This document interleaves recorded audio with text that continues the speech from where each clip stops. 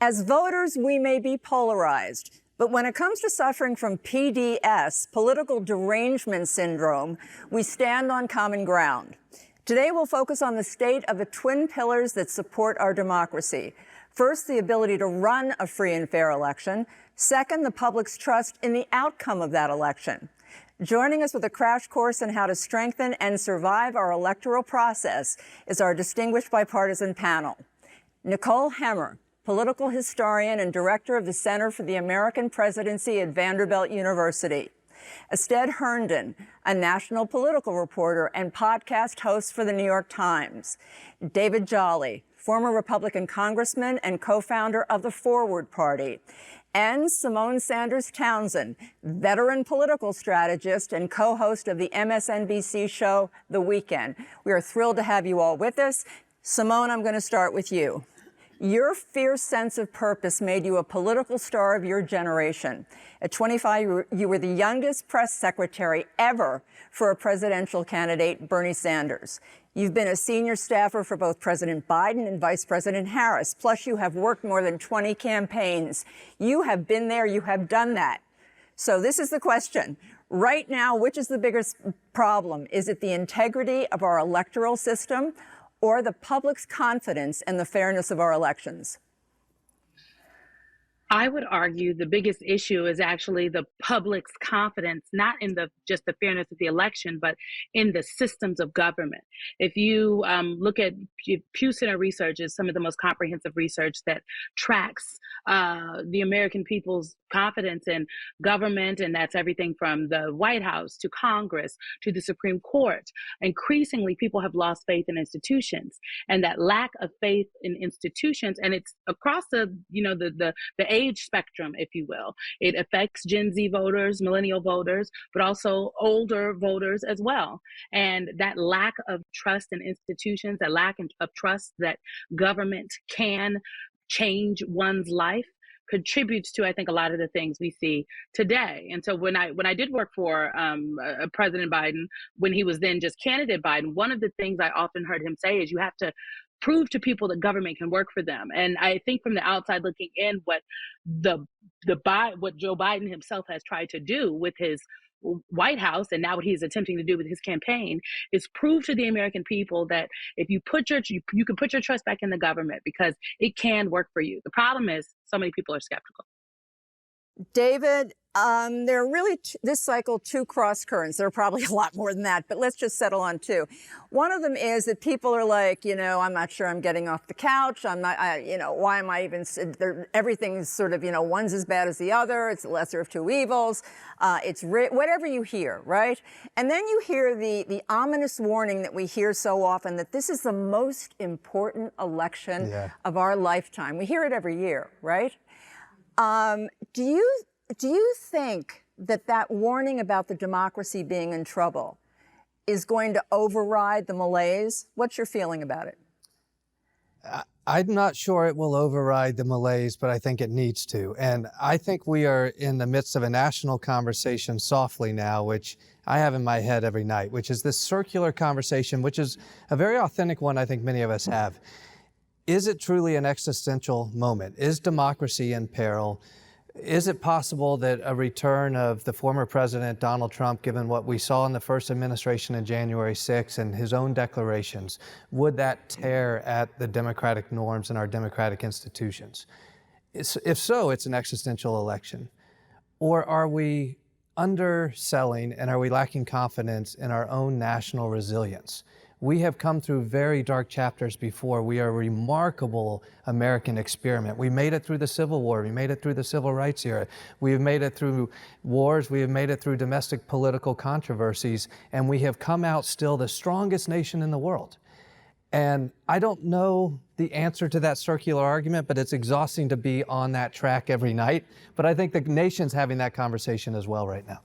Nikki, social scientists are showing, no surprise, that tribalism is increasing, polarization is getting worse, and it's really more about the visceral. It's more about the fact we don't like each other. It's not even about policy. It's about we don't like people who don't think like we do. I want to go back to, because you're a historian, where this sort of began, or where you track it to, and that is that we swapped out the sunny optimism of Reaganism, and it was replaced, conservatives replaced it with this angry kind of grievance politics. And I want to know why that started. Well, there certainly had been a grievance politics on the right prior to the 1990s, but there is a real ramp up in the 1990s, in part because the Cold War for 40 years had given Americans across the political spectrum a language of freedom and democracy that politicians felt beholden to. And it created a lot of opportunities for expanding democracy in the United States. And then the Cold War goes away. And it creates even more space for an anti-democratic politics and an illiberal politics. Pat Buchanan, who ran for president in 1982, was a good example of this, that then gets superheated in a political environment where entertainment is blending with politics, it's being sold as sport, and then it's blending with overtly partisan outlets that have both that entertainment motive and profit motive in mind. And all of that has really supercharged American elections. I mean, to throw into that a diversifying population, by the 1990s, we're like 25 years into having free and fair and open and inclusive elections in the United States. And you're starting to see a backlash to that as well. So all of those are the ingredients that make, by the 1990s, politics, particularly driven on the right, to become emotional and angry and pessimistic in a way we hadn't seen for some time. I want to finally get your top line on this, Ested, which has to do with the big lie and credibility. And, we saw in 2022, the midterms, that election deniers didn't generally win. And so everybody sort of was like, well, that's a sigh of relief. But an enormous number of people in this country have bought into this whole notion that the election was stolen. Yeah.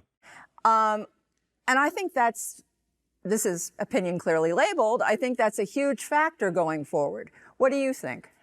I mean, certainly, if you would look at the numbers, it would tell you that a sizable portion, if not majority, of the Republican electorate in early voting states like the Iowa caucuses thought that the 2020 election was illegitimate. And for our reporting in the run-up, as we go across the country and talk to Republicans, that is an overwhelming kind of belief. And it kind of manifests itself in a lot of ways. Some people would say, oh, I don't know, I don't trust that it was true. Election integrity has become a real buzzword on the right. And so if you go to those kind of events, they're openly talking and sowing doubts about the possibility that the next election will be free and fair. They're already doing that. And I think we should also rethink how we think about the midterms. Certainly in those swing states, you had a lot of those election deniers lose in big races, but there was big impact to policies that happened on the state legislature level. Like the rhetoric of the quote unquote big lie has been turned into policy in a lot of places. You've seen limiting of drop boxes. You've seen kind of that used as justification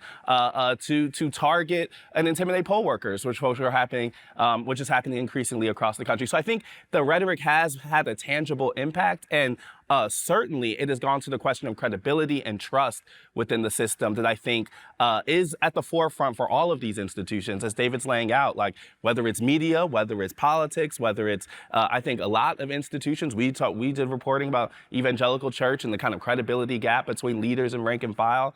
I think a lot of what we're seeing in 2024 is a reflection of those weakened institutions. Jane, can Sure, I jump in? Because I think from Nikki's work on the 90s to January 6th and Ested's work, there were tools that emerged that kind of bring it together. Nikki alluded to this a little bit. We saw the evolution of the Republican Party from less government to no government to government's the enemy. But the reason they were able to make that full transition to grievance is because the emergence of new tools, big media, big money, and big data. So with Citizens United and a lot of other moves when it comes to big money, all of a sudden big money came into the system and it gave the parties resources they didn't have before.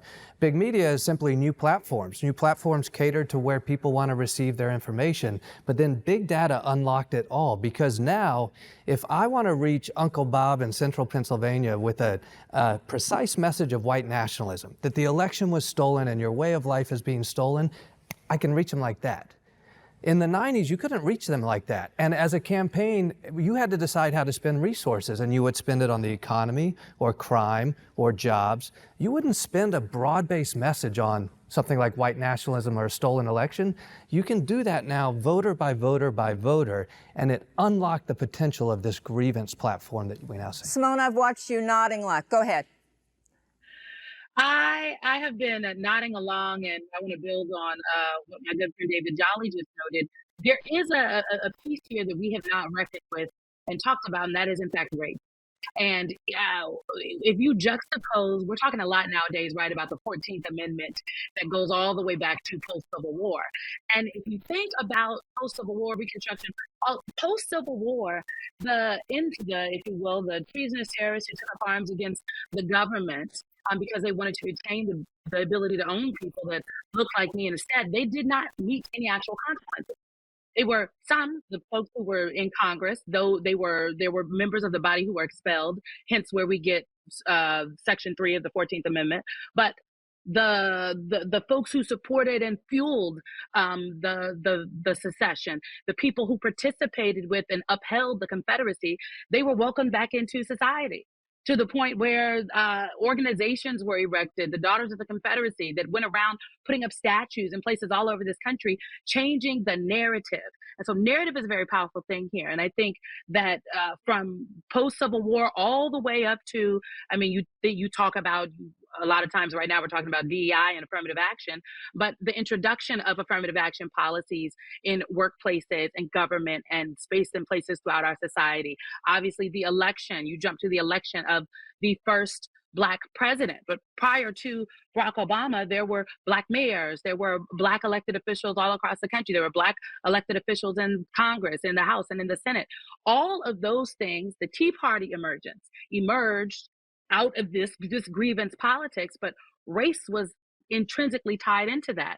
And it is not hyperbole to suggest that you do not get a Donald Trump without a Barack Obama. Not to say, as the former governor of South Carolina noted, that it is in fact his fault, but it is a reaction. And so the people are reacting. So I really think race is a key part of that. And race is absolutely playing a part in this election in 2024. And I think the inability for America, the experiment, the experiment that is the American experiment, we have never fully, I think, figured out how to have a true, honest race conversation. And that plays itself out in business. It plays itself out in our educational system, and it absolutely plays itself out in media and in politics. And I would a couple things to build off that.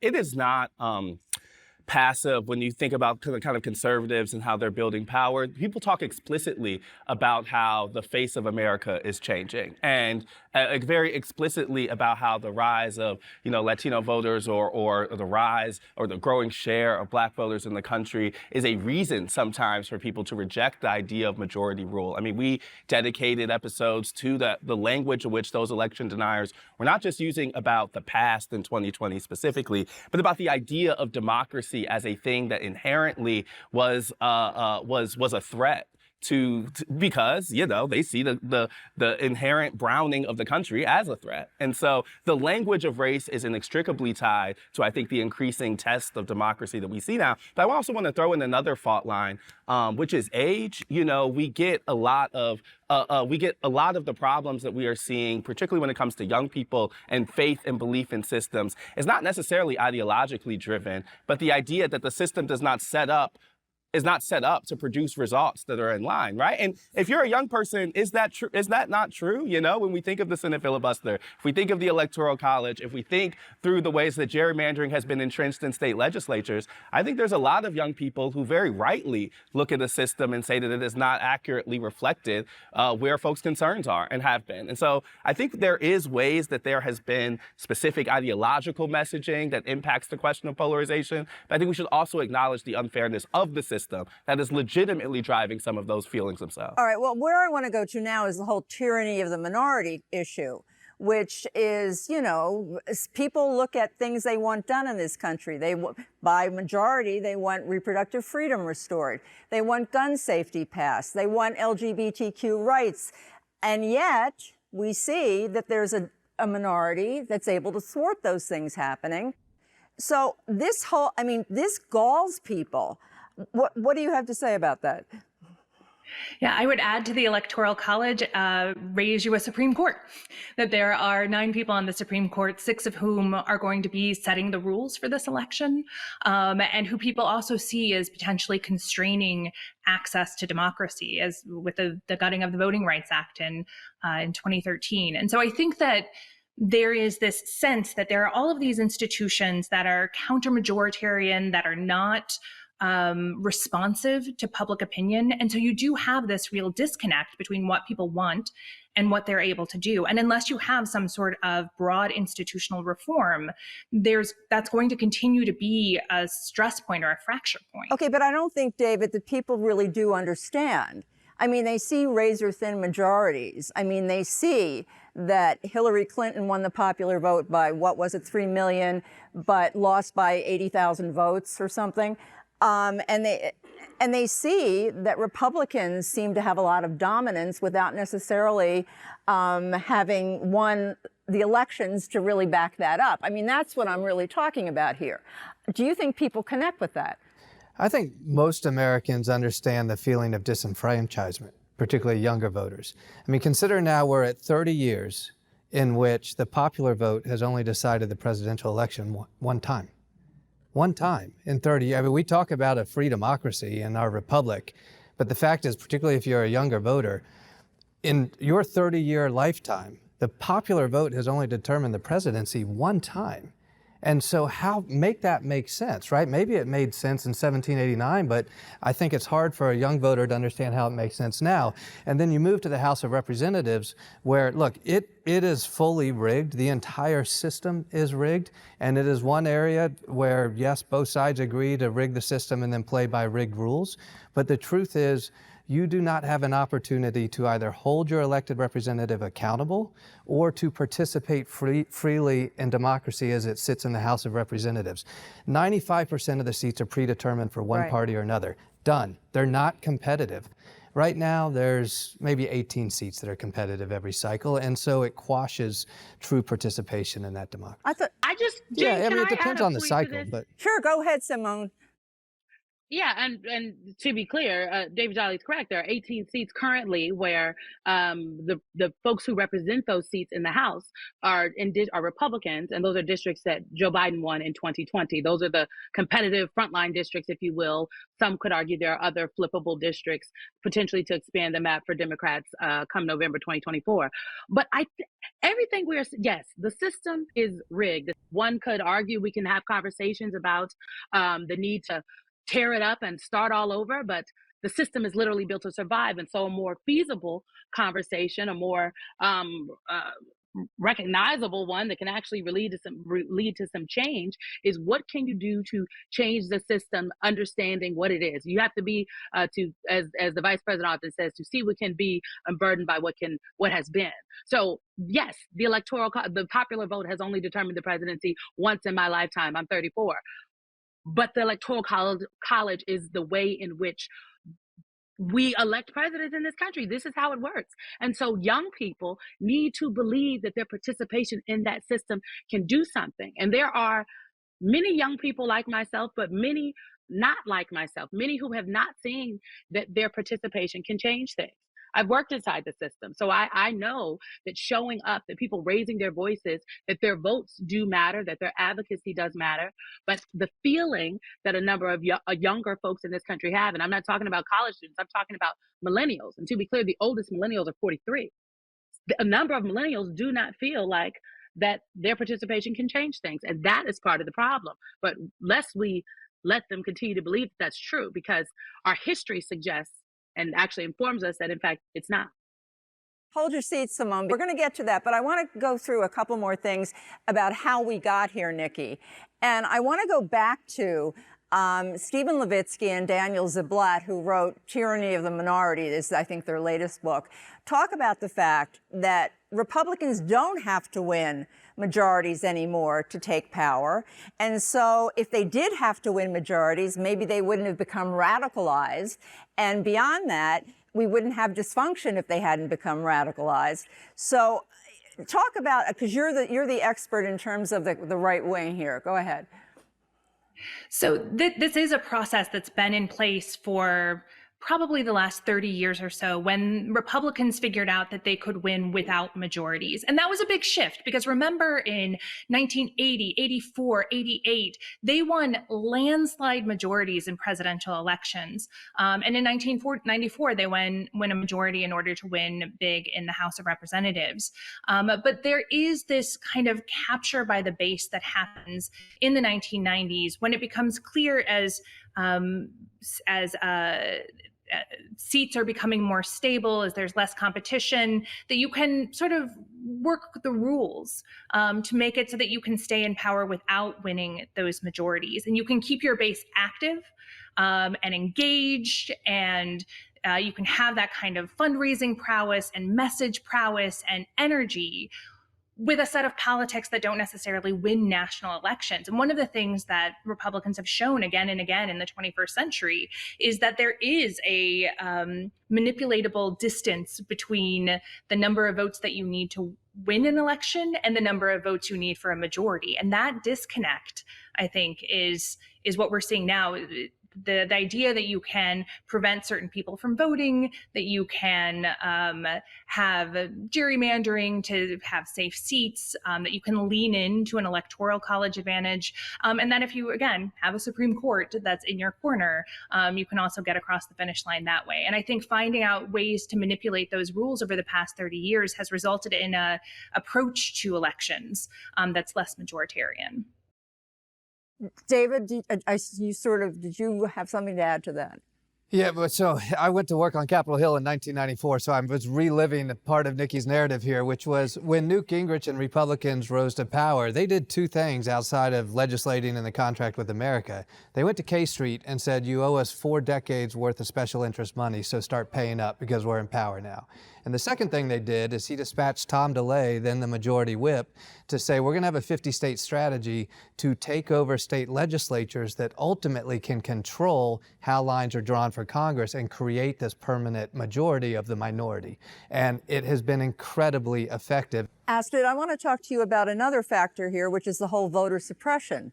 The movement, I mean, after 2020, they all scrambled, a lot of the red states scrambled to try and enact, legislation that would suppress the vote, where, blue states were trying to make it easier to vote.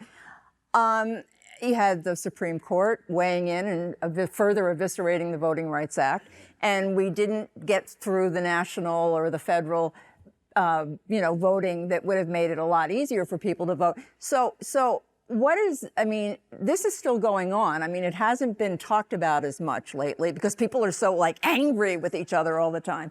But what are you seeing on that front? Yeah, the kind of threats that became, I think, part of people's muscle memory about thinking about voter suppression are still there, And this is what I said earlier, that the language of kind of big lie has been formalized more clearly in some of those red states where they were able to pass kind of more restrictive bills that limit mailboxes, that limit districts, that I think are kind of the classic that we have talked about. Mm-hmm. In some of the swing states, it's been harder to kind of get some of that stuff through, but I think the ever-present kind of the ever-present conceit of those bills is still there, and it's really driven by the right. When we go to Republican events, I was at the Republican winter meeting in Dana Point, California, right after the midterm elections last year, when they were asking themselves kind of what sank us, why didn't we do as well as we technically thought we could have or should have in last year's midterms? And the overwhelming answer from the kind of Trump base that really drives a lot of the energy on the RNC, has really captured the formalized party, was blaming the mechanics. They are blaming the idea that they say that, Democrats used COVID in 2020 to make voting easier for their voters. And there's a real split among them about whether they should engage in mail-in voting.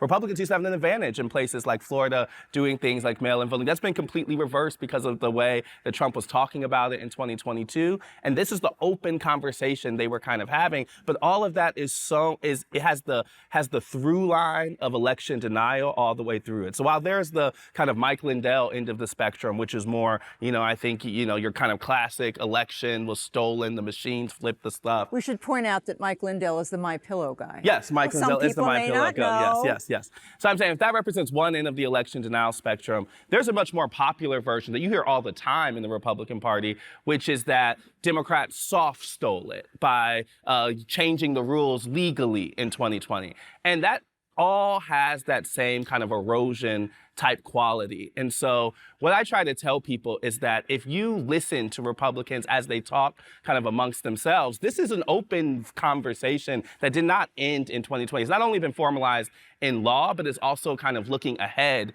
to 2024. The partisan lens is exceedingly strong. I mean, this is also a case of where you stand depends on where you sit.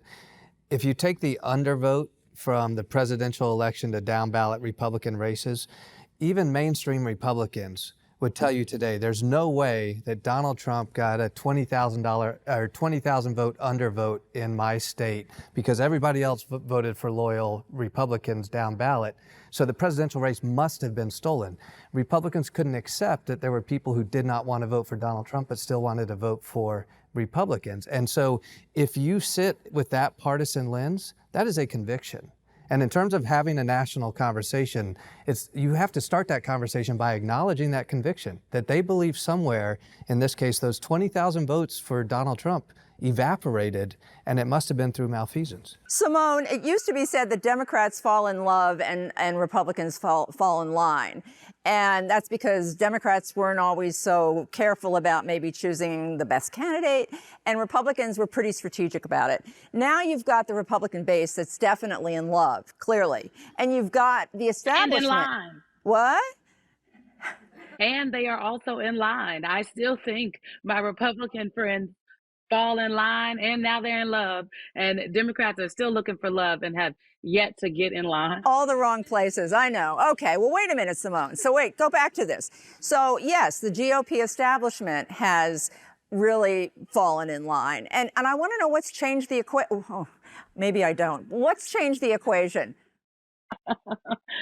Look, Jane, I don't think the equation has actually changed. The difference is it's really just the makeup of the two parties. It used to be that there was, I would argue, one, maybe only two factions under the Republican Party apparatus. The factions are what fuel the machine that is the apparatus of the Republican Party. And so the apparatus is the party committees, the elected officials, the people that we think about. The factions used to just be conservative Republicans. Now you've got Tea Party Republicans, you got your QAnon folks, you got your moderate Republicans, you got your Trump, your MAGA Republicans, like the list could go on. If we sat here and talked about the Democratic Party apparatus and the factions that support and fuel, if you will, that, we could name 100 different factions.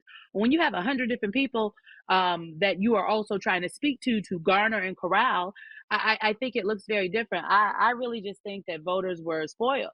Democratic voters are just confused and spoiled, and younger voters like myself, frankly, I would also argue millennials were confused and spoiled. People loved, there's an entire generation of people that tied their political ideology on the Democratic side of the aisle to people like Secretary Clinton or Barack Obama, right, who got involved in the political process solely because of that person, and what they believe and what they know to be true about politics is because of this elected official.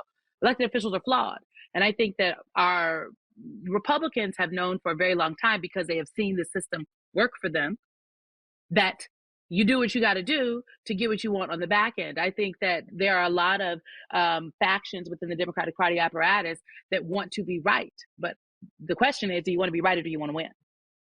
That's often the question. All right, Nikki, I want to go into something, though, that sets this election apart, which has to do with the whole issue of strengthening, protecting, defending, preserving democracy. And I was surprised to learn, reading one of your pieces, that this whole notion of peeling away from democracy actually started a while back. And what precipitated that with conservatives? So there was a moment just after the end of the Cold War in the early 1990s when Pat Buchanan was deciding to run for president, where he was sort of tossed out the idea out there. He was like, IBM is run really well and the Marines are run really well, but the American government is run terribly. And isn't it better to have that kind of authoritarian top-down structure than democracy, which actually doesn't work that well? And that idea that democracy doesn't work that well was something that kind of stuck, and it had been there for a while. I mean, there have been lots of anti-democratic movements in the United States over history, but in that particular moment, Buchanan came forward and said maybe democracy was a mistake, and there was space enough for that argument to be taken up. It gets taken up by the militia/patriot movement in the early 1990s, and it becomes kind of a sub-line in our politics that has been given an opportunity to kind of flower. This idea that we're a republic, not a democracy, isn't just an argument about differing ideas of government, but it is an idea that maybe we have too much democracy. And a lot of that is about maybe too many non-white people are voting. A lot of that is about we can't win majorities, and so democracy is a bad idea. But that's one of those moments where we see it percolating up, and it has been there and been ignored, I think, even though folks like Buchanan have pretty overtly expressed anti-democratic politics. Stead, you were nodding there. Yeah, no, I think that's all really true. The amount of times in talking to kind of what you would consider your MAGA voter or someone in that ecosystem that they mention that we're a republic, not a democracy. It happens all the time. And it's because that language is popular in that media ecosystem as a way to invalidate the system. And it comes from both sides. It both comes from the political, tactical sense that if the country moves in the direction we think it's moving, we will no longer win. That's certainly part of it. But there is also a part of the people who are coming, the people whose voice is taking up more cultural or political institutions here, are somehow wresting our country away from a core value. So it's both the moral kind of question and the political tactical one. But the language is so kind of embedded in the kind of conservative power building on the right that sometimes you can really feel the silos of the two different parties because they will use the language of democracy, but it's not in the way that Joe Biden gives his speech and talks about democracy protection. They think that the core problem with our democracy right now, for some people, is that it's too much of it. There's just too much democracy. Jane, I think this is one of the most important conversations the country can have today because it comes down to a question of race. And Simone alluded to this earlier, but Nikki's alluded to it as Stead has as well.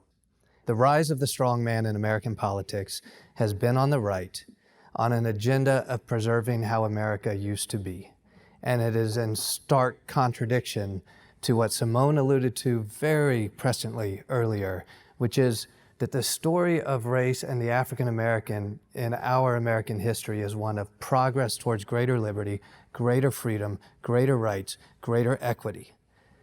The strongman in American politics that exists exclusively now on the right is telling white America that progress is coming at a cost to you and that you are losing your way of life. And the reason it is so dangerous is because if that way of life is being taken from you, is being ripped from you, you have a right to stand up and fight. And that leads to incidents like January 6th. And one of the most important concepts that honestly, in my asking hard questions around these issues that has come out in the last 5 years, is that justice and equity is not a zero-sum game. Just because there is equity for all races does not mean that some races have to lose their position in society or their equity.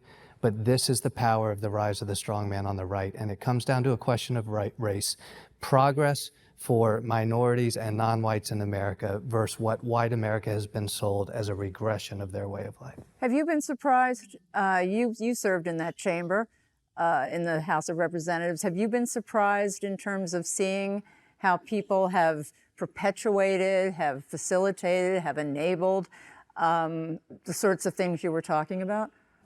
Angered, as much as surprised. Anger. Raw anger. And my impatience with never Trumps who believe they can stay in today's Republican Party is growing more and more palpable. You cannot be never Trump and still a Republican today. We are 8 years into this movement that is rooted in white nationalism and very questionable convictions on very core issues of race. And I think it's a hard question for Republicans, but also for the country. Obviously, a personal opinion I'm sharing there. Simone, I'm going to have you kick off solutions. What do you see that could actually make some sort of difference within our lifetimes? The point that David made earlier about the fact that there was a 20, 30-year strategy that was dedicated on the right in conservative, in traditional conservative, not Trump conservative. We got to put qualifiers on conservative nowadays, but in the conservative movement to grab and power at the state level is true. And it is a factor here because there was not that focus in the Democratic Party apparatus. I mean, one of the criticisms, frankly, of the Obama years is, in fact, the lack of focus in investing into the state party infrastructure. Everybody remembers Obama for America. There was not a investment, if you will, into the Democratic Party apparatus. And there were seats that people just didn't put people up for to run in state legislatures. America's policy is made in state legislatures. And so we can talk about federal reforms at the federal level, and I think there are conversations to have there, but people need to run in places all over America and win. We need people who believe in small d democracy to serve in state legislatures, because America's policy, again, is made in state legislatures. I think the last thing I'll say is that when we talk about the generational divide, if you will, in our American politics, whether we're talking about Democrats and Republicans, that generational divide also lends itself to what reform can and should look like. You know, I was a senior advisor to the president's first campaign. I was on the transition. I sat in the meetings where people talked about court reform and how people who had served in some of the highest levels of the United States government for years longer than I've been alive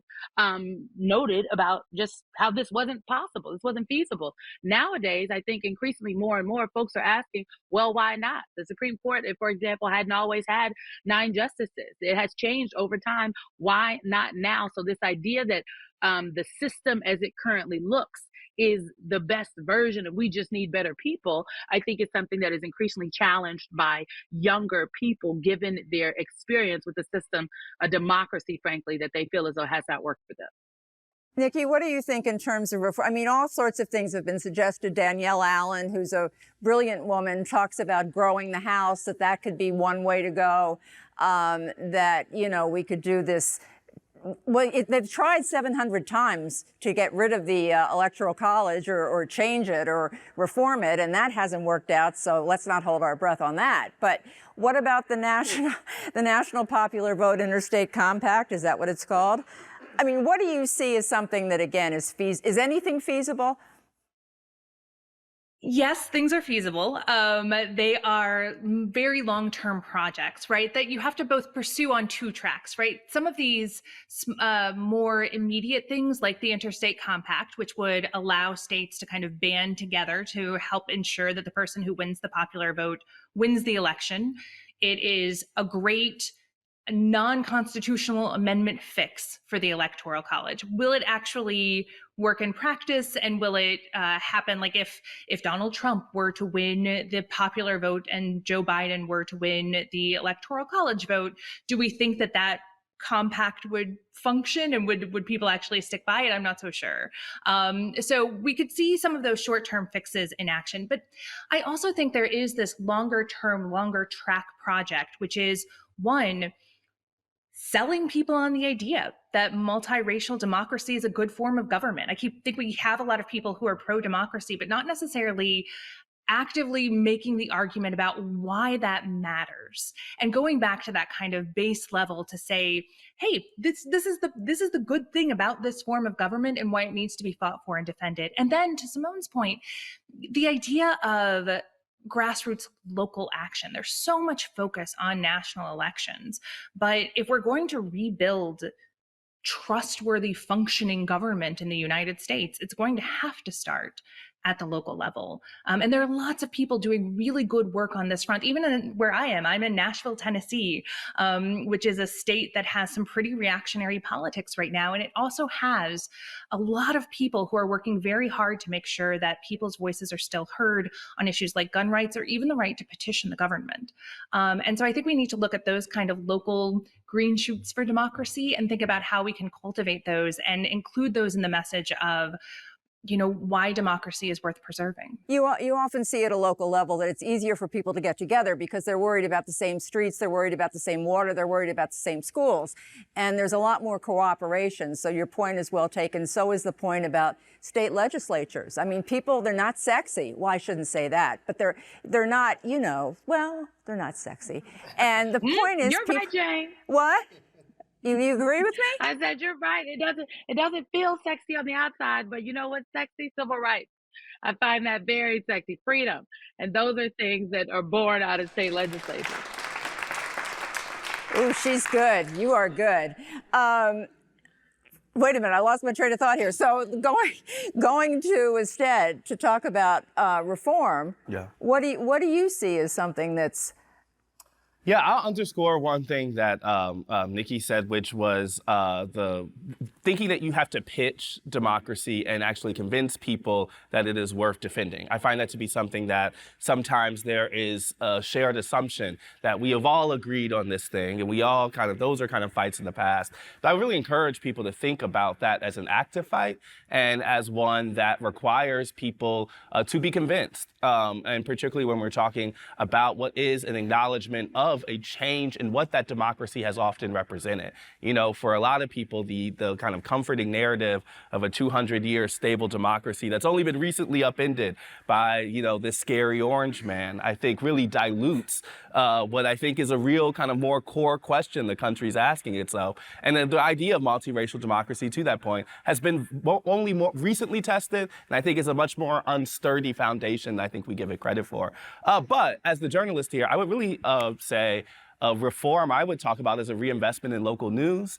I would think about the ways in which accountability has eroded from a bottom up. I would think about ways in which people are interacting with local government in the same ways. And even when we think about questions like polarization, I think there are stories about neighbors and friends and communities that have been lost in a kind of growing bubble that only deals with kind of national and kind of globalized media rather than, I think, where I had my journalism start, which was in local newspapers. And so even in that kind of time that I have gone up, you've seen that track erode. And I think there's a real kind of democracy impact to that. And so beyond the reforms, beyond the kind of federal legislation, I think a country that cares about press, cares about local press, cares about Black, Latino press, cares about, all of those kind of things is a healthier democracy. And one of the reasons I think polarization has been allowed to kind of, not maybe allowed, but has hardened in ways are because those stories aren't being told in the same way. People aren't hearing them. Yeah. David, you did co-found the Forward Party with former presidential candidate Andrew Yang. And people have obviously a lot of ambivalence about third parties. They see them as spoilers or they see them as fracturing the electorate. You, it's my understanding, did it because you wanted to put forward reforms that would make a difference in what we've been talking about today. Yeah, we could take a whole nother show on this. As a quick disclosure, I led an organization into the merger of what is now the Forward Party, never joined because of professional conflict reasons. But let's talk about the multi-party space, because across the globe, the United States is an outlier with its entrenched two-party system. Multi-party democracies have greater participation, greater diversity, greater outcomes for the electorate, and greater legislative achievements. We know that from the data. We don't have a multi-party democracy in the United States, in large part because it requires entrenched majorities to pass reforms that are against their own interests. Exactly. Right? 40% of America, 45% arguably now, registers or identifies as independent, where people who register as Republicans or Democrats are only in the high 20%. So most of the country would prefer to say, I don't want to be identified with a major party, I want to be an independent. And we kind of assume away that on election day we perform 50-50. But the reality is it's because you're only presented with two choices. Here's the most important takeaway from my work in the multi-party space. It's this. All independents are not moderates. They're all over the spectrum, left, right, middle. And most importantly, many of them are ideologically diverse within their own politics. I, David, am for very aggressive gun bans, but I'm also for more competitive corporate taxes. Show me a party that allows me to exercise that ideological diversity. We're not constructed that way. Here's the good news about this. Voters in many states can pass citizen-led initiatives for reform, to open primaries, to undo gerrymandering, to have public financing. Alaska just passed one of the most aggressive ones because voters insisted on a universal primary. Everybody gets one ballot, gets to vote. You move top 5 to election day, you use ranked choice voting, and guess what? On election night 2 years ago, they elected a statewide Republican senator and a statewide Democratic House member because more people got to participate. The more participation of voters, the more true democracy you get. The final piece I would give you on this: we often conflate the new party movement with independent runs. Building a multi-party democracy is about building durable, sustainable minor parties at the state level. It is not about running a vanity presidential ticket that perverts and distorts the two-party election in November. You thinking of anybody? I am. Okay. And that is a very different exercise, which I think is ill-suited for today's environment. Okay. We are actually, if you can believe this, down to final questions. Hard to believe. Simone, you wrote a book, No, You Shut Up. That's what it was called, right? No, You Shut Up. That was Yes, No, You Shut Up, speaking truth to power and reclaiming America. the second part's the important part, actually. The first part came from Ken Cuccinelli, right? Okay. So you clearly are a force of nature, and people are looking at you going, I could never have that kind of power to make change. Tell them they can have that kind of power to make change. What's the first step? I think the first step is just identifying what it is that you are focused on. I'm a little bald black girl from North Omaha, Nebraska. I did not know anybody that worked at the White House. My family does not come from money, if you will. I didn't grow up knowing that like I could be thinking I could be a governor or a spokesperson or host a television show. So, but I did grow up in formative spaces in my community, and thanks to my parents, about being engaged and involved. Instead talked about he got his start in local news. The first time I could exercise my writing chops was at the local Black newspaper, the Omaha Star, which my mother is now the owner and the publisher. And so I would just say people had to identify what it is, like what's your issue, and then can you build a coalition to help fix it? And your issue might be the pothole around the corner. Your issue could be that you live in a food desert, or your issue could be the fact that one of the major candidates running for president says he's gonna be a dictator on day one, possibly all the days if in fact he is elected. Identify your issue, build a coalition around that issue of people, like-minded people who care about that thing that you care about, and formulate a plan that way. I think we talk about change in these grandiose ways where if you want to get the pothole fixed, there are steps you can go through to get your pothole fixed. Think about it like a pothole. For a woman who never thought she was going to have a show, let me just say to you, your show on the weekend show is just fabulous. It's informative. It's entertaining. I don't plug things, but I'll make an exception for you.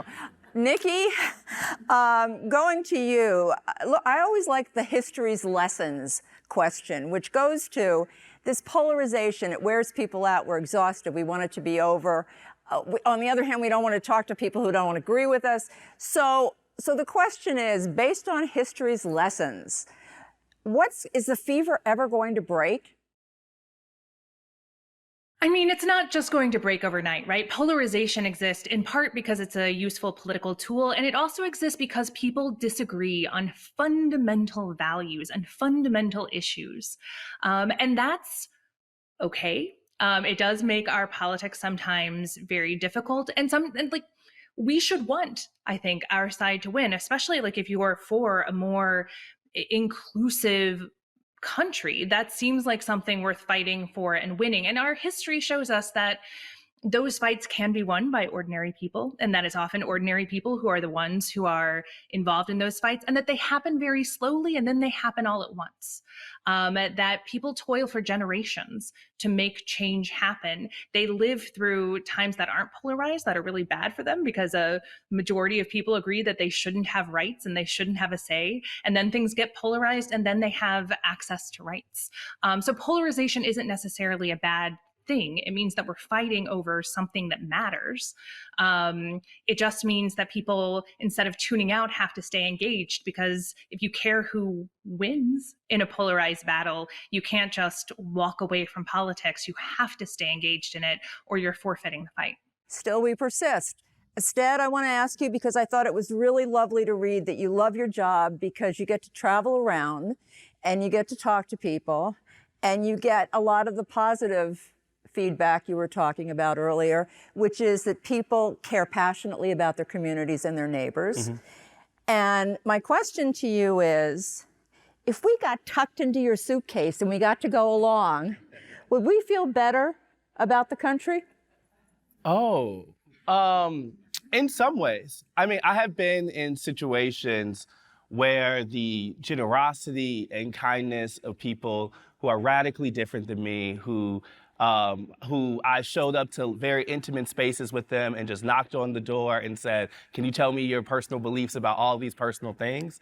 Like, the amount of people who are willing to do that is always heartwarming. The amount that people are willing to be honest about things that are challenges in their life are always really reminds me that there is a kind of shared humanity. Because I'm always like, you know, if a Black guy from the New York Times can show up in the middle of a Trump rally and ask people and of real stuff, so can you, you know? And so that's part of the message I take. But I also think that, like, there are real difficulties. I'll tell a story that really encapsulates this. One time, the day that Biden was announced as the winner of 2020 after the count of the ballots, I was in Mason, Texas, and I was doing this story. This is before January 6th. And I was doing this story about how it does not matter. Like, there is a section of Trump supporters who will not recognize this person because that's a group of people I was spending time reporting about. So some of these people end up at the 6. Some people are joining. So I had spent the day with these folks and went to their church in Mason, Texas. And I have this, and these folks made me lemonade. They gave me a Sunday devotional. I spent this afternoon with them. They made me lunch. They also said the N-word. And all of those things exist in one afternoon, right? And so all I'm saying is, if you were to be in that suitcase, you would both really understand the stakes of this and the ways that I think the country is wrestling with really hard truths about itself. And you'll see that on a lot of individual levels, like, people are a lot closer than I think our national politics are. David Jolly, your mother told a story about you. Oh, my word. Yeah. That when you were 10 or 11, you would come home and you wouldn't go out and ride your bike like other kids. You wouldn't go out and you know, play. You would grab a box of vanilla wafers and you would go in. Good. Yeah.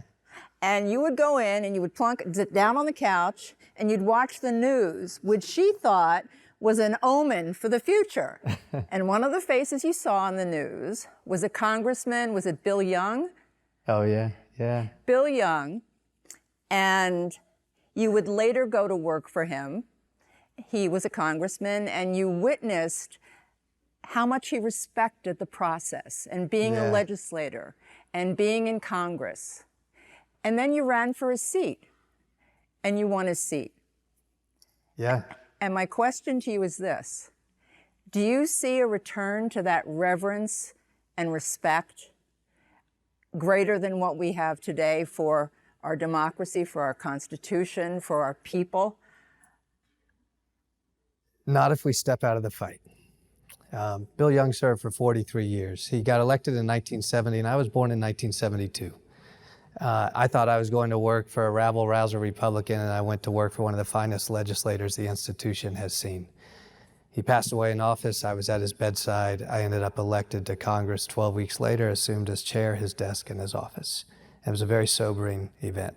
But I assumed his office in the midst of a very turbulent time where Republicans were becoming the party we see now. I refused to go along with that. I called on then candidate Trump to drop out of the race, and I never came around to it. The question we started this episode with, is this an existential moment, or are we resilient enough to come through it? I don't know the answer to that. I hope we are resilient enough. What I do know is that if we step out of the fight, they win. And we won't be resilient enough to push through this. And last time I was with you, We had a 6-month-old daughter who is now in kindergarten and has a younger brother, Teddy. Right. And what I do know is that I want them to know that their father has a lot of dust on his face from the arena. And I think everyone in this room is here because they believe in that conviction as well, that this is a democracy worth fighting for. And if we stop, the powers that can defeat it are going to win real quickly.